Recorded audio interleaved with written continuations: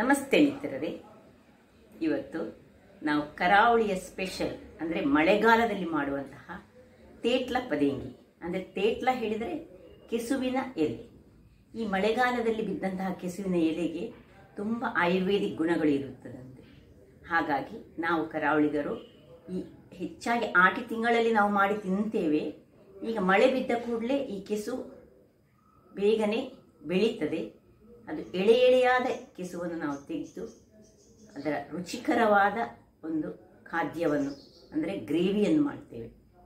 ಹಾಗಾದರೆ ಈ ತೇಟ್ಲ ಪದೇಂಗಿ ಹೇಗೆ ಮಾಡುವುದು, ಅದಕ್ಕೆ ಏನೆಲ್ಲ ಸಾಮಗ್ರಿಗಳು ಬೇಕು ಎಂದು ನೋಡೋಣ ಅಲ್ಲವೇ ವೀಕ್ಷಕರೇ?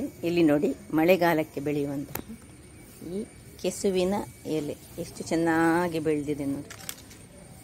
ಒಳ್ಳೆ ಸ್ಥಳದಲ್ಲಿರುವ ಈ ಕೆಸುವಿನ ಎಲೆಯನ್ನು ತೆಗೆದು ನಾವಿವತ್ತೊಂದು ಖಾದ್ಯವನ್ನು ಮಾಡೋಣ. ಮಿತ್ರರೇ, ತೇಟ್ಲ ಪದೇಂಗಿ ಮಾಡಲು ಬೇಕಾಗುವ ಸಾಮಗ್ರಿಗಳು ಅಂದರೆ ಈ ಹೆಸರು, ನಾನು ಇದನ್ನು ಮೊಳಕೆ ಬರಿಸಿದ್ದೇನೆ. ಮೊಳಕೆ ಬರಿಸದೆ ಸಹ ಮಾಡ್ಬೋದು, ಖಾಲಿ ಸಹ ಮಾಡ್ಬೋದು. ನೀರಿನಲ್ಲಿ ಹಾಕಿಟ್ಟು ಒಂದು ರಾತ್ರಿ 5-6 ಗಂಟೆಗಳ ಕಾಲ ನೆಂದರೆ ಸಾಕಾಗ್ತದೆ ಹೆಸರು. ಮತ್ತೆ ಸ್ವಲ್ಪ ನಮಗೆ ಈ ಜಾಕ್ ಫ್ರೂಟ್ ಸೀಡ್ಸ್, ಹಲಸಿನ ಹಣ್ಣಿನ ಬೀಜ ಬೇಕು ನೋಡಿ. ಹೀಗೆ ಇರ್ತದಲ್ಲ ಹಲಸಿನ ಹಣ್ಣು, ಇದನ್ನು ನಾನು ಸಿಪ್ಪೆ ತೆಗೆದು ಸ್ವಲ್ಪ ಸಣ್ಣ ಸಣ್ಣದಾಗಿ ಗುದ್ದಿ ಇಟ್ಟುಕೊಂಡಿದ್ದೇನೆ. ಇಲ್ಲಿ ನಾನು 3 ಬ್ಯಾಡಗಿ ಮೆಣಸು ತೆಗೆದುಕೊಂಡಿದ್ದೇನೆ. ಇದಕ್ಕೆ ಹೆಚ್ಚು ಖಾರ ಮಾಡಲಿಕ್ಕಿಲ್ಲ, ನೀವು ಬೇಕಿದ್ರೆ ಹೆಚ್ಚು ತೆಗೆದುಕೊಳ್ಬೋದು. 1 ಚಮಚದಷ್ಟು ಜೀರಿಗೆ, 2 ಚಮಚದಷ್ಟು ಕೊತ್ತಂಬರಿ ಬೀಜ. ಸ್ವಲ್ಪ ಇದು ತಂಪಾಗಬೇಕು, ಯಾಕೆ ಹೇಳಿದ್ರೆ ಈ ಕೆಸುವಿನ ಎಲೆ, ತೇಟ್ಲ ಹೇಳಿದ್ರೆ ಕೆಸುವಿನ ಎಲೆ, ನಿಮಗೆ ಗೊತ್ತಿದ್ದ ಹಾಗೆ. ಕೊತ್ತಂಬರಿ ಬೀಜ 2 ಚಮಚ, 1 ಚಮಚದಷ್ಟು ಉದ್ದಿನ ಬೇಳೆ, ಮತ್ತೆ ಒಂದು ಲಿಂಬೆ ಗಾತ್ರದ ಹುಳಿ ಬೇಕು ನಮಗೆ. ಮತ್ತೆ ಸಾಧಾರಣ 150 ಗ್ರಾಮ್ಸ್ ಅಂದರೆ 1 ಗಡಿಯಷ್ಟು ತೆಂಗಿನ ತುರಿ ಬೇಕು ನಮಗೆ. ಇಲ್ಲಿ ಮೇನ್ ಆಗಿ ಬೇಕಿರುವುದು ಈ ಒಂದು ಎಲೆ.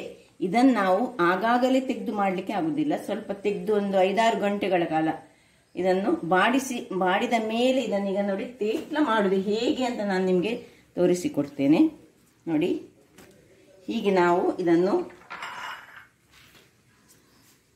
ಮಡಿಚಿಕೊಳ್ಬೇಕು.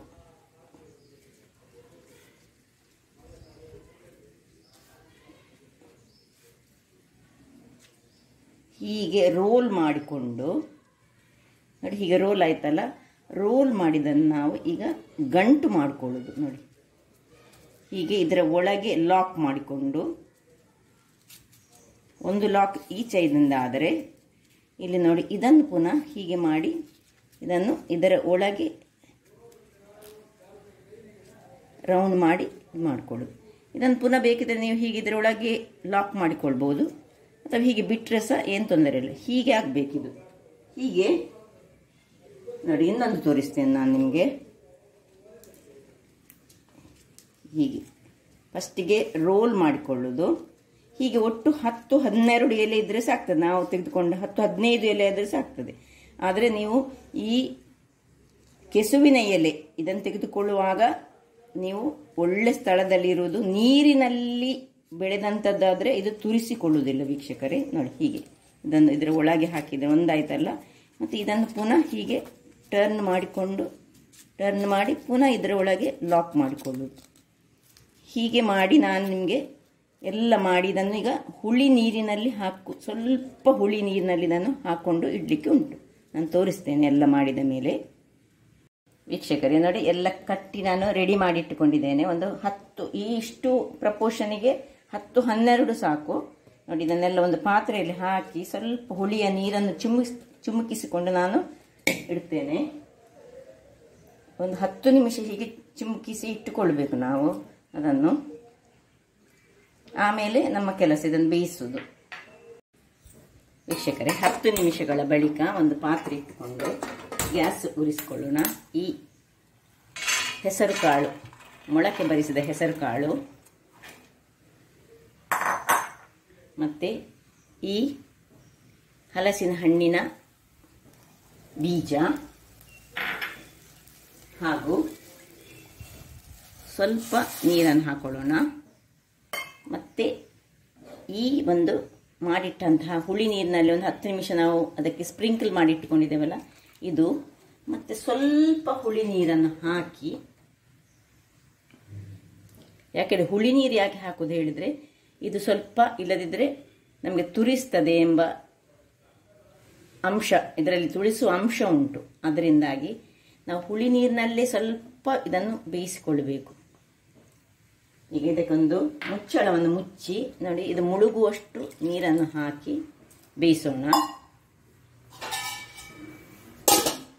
ವೀಕ್ಷಕರೇ ನೋಡಿ, ಇದು ಬೇಯ್ತಾ ಇರುವಾಗ ನಾವಿಲ್ಲಿ ಮಸಾಲೆಗೆ ಒಂದು ರೆಡಿ ಮಾಡಿಕೊಳ್ಳೋಣ. ಗ್ಯಾಸನ್ನು ಉರಿಸಿಕೊಂಡು ಸ್ವಲ್ಪ ಎಣ್ಣೆಯನ್ನು ಹಾಕೊಳ್ಳೋಣ. ನಾವು ತೆಂಗಿನ ಎಣ್ಣೆಯನ್ನು ಬಳಸ್ತೇವೆ. ಸ್ವಲ್ಪ ಎಣ್ಣೆ ಹಾಕಿ ಮೊದಲಿಗೆ ಮೆಣಸನ್ನು ಹುರಿಯೋಣ. ಮೆಣಸು ಸ್ವಲ್ಪ ಮಾಡುವಾಗ ಸ್ವಲ್ಪ ಉದ್ದಿನ ಬೇಳೆ,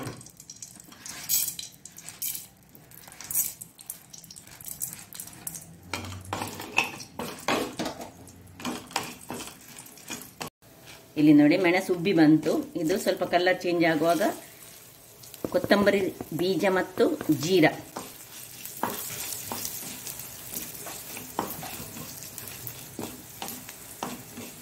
ಇನ್ನು ಇದನ್ನು ಆಫ್ ಮಾಡಿಕೊಂಡು, ಇದು ಹುರಿದಾಗುವಾಗ ಇದನ್ನು ಆಫ್ ಮಾಡಿಕೊಂಡು ನಾವು ಈ ತೆಂಗಿನ ತುರಿಯನ್ನು ಹಾಕೊಳ್ಳೋಣ. ಅದರ ಬಿಸಿಯಲ್ಲಿ ಅದು ಸ್ವಲ್ಪ ಬಾಡಬೇಕು.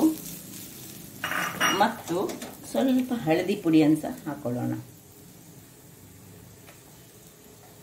ಈ ಕೆಸುವು ಎಂಬುದು ಈ ಮಳೆ ಬಂದ ಕೂಡಲೇ ರೆಡಿ ಆಗ್ತದೆ, ಹುಟ್ಟುತ್ತದೆ.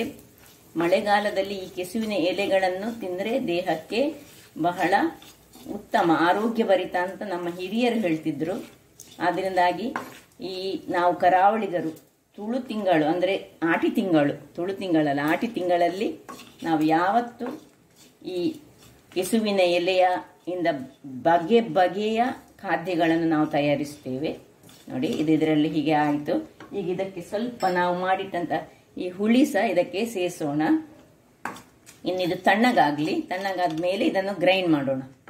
ವೀಕ್ಷಕರೇ, ಇದು ಇಲ್ಲಿ ತಣ್ಣಗಾಗ್ತಾ ಉಂಟು. ಇಲ್ಲಿ ನೋಡಿ ಇದು ಬೇಯ್ತಾ ಬಂತು ನೋಡಿ. ಇದಕ್ಕೆ ಸ್ವಲ್ಪ ನಾನು ಇದು ಹೆಸರು ಹಾಕಿದ್ದೇನಲ್ಲ, ಅದನ್ನಾಗಿ ಸ್ವಲ್ಪ ಹಿಂಗನ್ನು ಇದಕ್ಕೆ ನಾನು ಹಾಕೊಳ್ತಿದ್ದೇನೆ. ಅದು ಆಪ್ಷನಲ್, ನಿಮಗೆ ಬೇಕಿದ್ರೆ ಮಾತ್ರ ಹಾಕೊಳ್ಬೋದು. ಮತ್ತೆ ಉಪ್ಪನ್ನು ಸೇರಿಸ್ತಿದ್ದೇನೆ. ಮತ್ತೆ ಸ್ವಲ್ಪವೇ ಸ್ವಲ್ಪ, ಇದು ಸಹ ಆಪ್ಷನಲ್, ಬೆಲ್ಲ, ಒಂದು ಸ್ವಲ್ಪ ಚಿಟಕಿಯಷ್ಟು ಬೆಲ್ಲ ಹಾಕಿ ಇದನ್ನು ಸಣ್ಣ ಉರಿಯಲ್ಲಿ ನೋಡಿ, ಇದು ಬೆಂತಾ ಬಂತು ನೋಡಿ, ಹೇಗೆ ಬಂತು ನೋಡಿ, ಹೀಗೆ ಉಂಟು, ಬೇಯಲಿ. ಇಲ್ಲಿಗ ಇದು ತಣ್ಣಗಾಗಿದೆ. ಇದನ್ನೀಗ ನಾವೊಂದು ಮಿಕ್ಸಿಯಲ್ಲಿ ಹಾಕೊಂಡು ನೋಡಿ, ಈ ಹುಳಿಯನ್ನು ಸಹ ನಾನು ಇದರಲ್ಲಿ ಸೇರಿಸ್ಕೊಂಡಿದ್ದೇನೆ. ಹುಳಿ ಅಗತ್ಯ, ಯಾಕೆ ಹೇಳಿದರೆ ನಿಮಗೆ ಗೊತ್ತುಂಟು, ಕೆಸುವಿನ ಎಲೆಗೆ ಹುಳಿ ಬಹಳ ಮುಖ್ಯ. ಇಲ್ಲದಿದ್ದರೆ ನಮ್ಮದು ಬಾಯೆಲ್ಲ ತುರಿಸ್ತದೆ.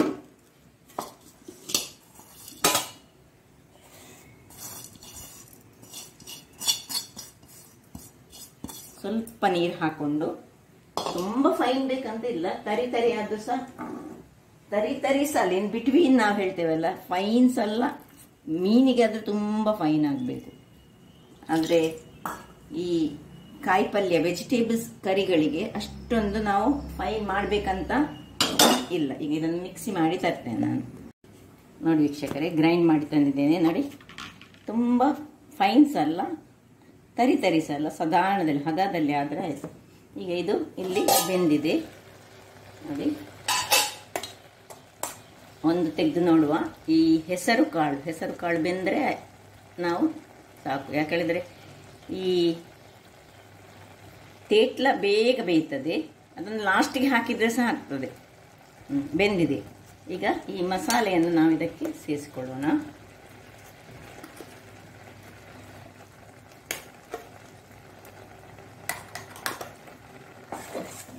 ಮಸಾಲೆ ಸೇರಿಸಿದ ಮೇಲೆ ನಾವು ನೋಡು ಉಪ್ಪು ಎಲ್ಲ ಕರೆಕ್ಟ್ ಉಂಟಾ ಇಲ್ವಾ ಅಂತ ಚೆಕ್ ಮಾಡ್ಕೊಳ್ಳೋಣ. ಸ್ವಲ್ಪ ನೀರು ಹಾಕ್ತಿದ್ದೇನೆ ನಾನು. ಮೆಲ್ಲ ತಿರುಗಿಸ್ಬೇಕು. ಯಾಕಂದ್ರೆ ಸ್ವಲ್ಪ ಜಾಸ್ತಿ ತಿರುಗಿಸಿದ್ರೆ ಅಲ್ಲಿ ನಾವು ಹಾಕಿದ ತೇಟ್ಲ ಸ್ವಲ್ಪ ಅದು ಕದಡಿ ಹೋಗ್ತದೆ.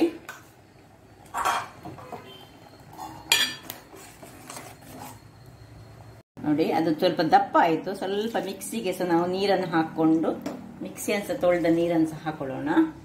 ನೋಡಿ ಅದು ಇನ್ನೂ ಸಹ ಸ್ವಲ್ಪ ದಪ್ಪ ಆಯಿತು. ಯಾಕಂದ್ರೆ ಹೆಸರು ಹೇಳಿದರೆ ಅದು ಸ್ವಲ್ಪ ಬೇಗ ದಪ್ಪ ಆಗ್ತದೆ. ನಿಧಾನಕ್ಕೆ ಸ್ವಲ್ಪ ತಿರುಗಿಸಿ ಇದರ ಉಪ್ಪನ್ನು ನೋಡಿಕೊಳ್ಳೋಣ. ತುಂಬ ದಪ್ಪ ಸಹ ಬೇಡ, ತುಂಬ ನೀರು ಸಾಕಬಾರ್ದು. ನೋಡಿ ಈ ಹದದಲ್ಲಿ ಸ್ವಲ್ಪ ದಪ್ಪ ಕಾಣ್ತಾ ಉಂಟು ನನಗೆ. ಈ ಹದದಲ್ಲಿ ನಾವೀಗ ಒಂದು ಉಪ್ಪನ್ನು ಚೆಕ್ ಮಾಡ್ಕೊಳ್ಳೋಣ. ಉಪ್ಪು ಸರಿ ಉಂಟು, ಹುಳಿ ಸಹ ಸರಿ ಉಂಟು. ಒಂದು ಕುದಿ ಬರಲಿ, ಇಲ್ಲಿ ಒಂದು 2-3 ಕುದಿ ಒಳ್ಳೆ ಬರಬೇಕು.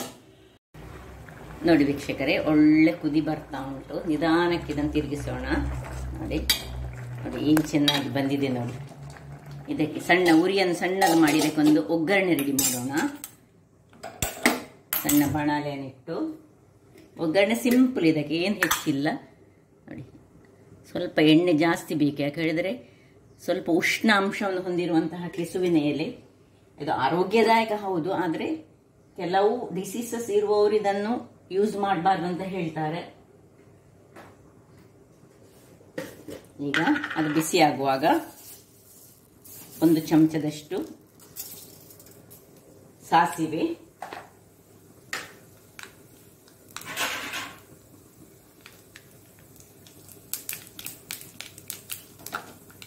ಸ್ವಲ್ಪ ಒಗ್ಗರಣೆಯ ಸೊಪ್ಪು,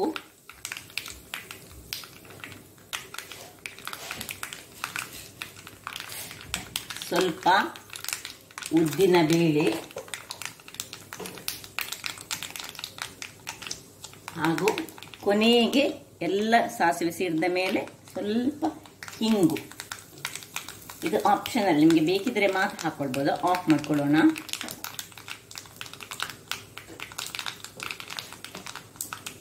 ಇನ್ನು ಇದನ್ನು ನೋಡಿ ಸಣ್ಣ ಉರಿಯಲ್ಲಿ ಉಂಟಲ್ಲ, ಇದನ್ನು ಆಫ್ ಮಾಡಿಕೊಂಡು ಇದನ್ನು ಇದಕ್ಕೆ ಶಿಫ್ಟ್ ಮಾಡಿ ಇಮಿಡಿಯೇಟ್ ಇದರದ್ದು ಮುಚ್ಚಳ ಮುಚ್ಚಬೇಕು.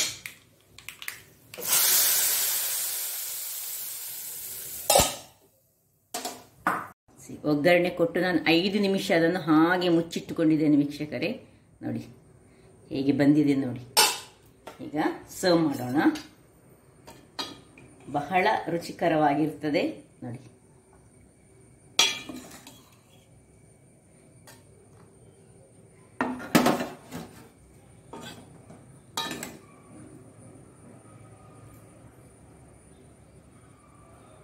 ಇದು ನೋಡಿ, ಈ ಹಲಸಿನ ಬೀಜ, ಈ ಕೆಸುವಿನ ಗಂಟು ಎಲ್ಲ ಅದರಲ್ಲಿ ಮಿಕ್ಸ್ ಆಗಿ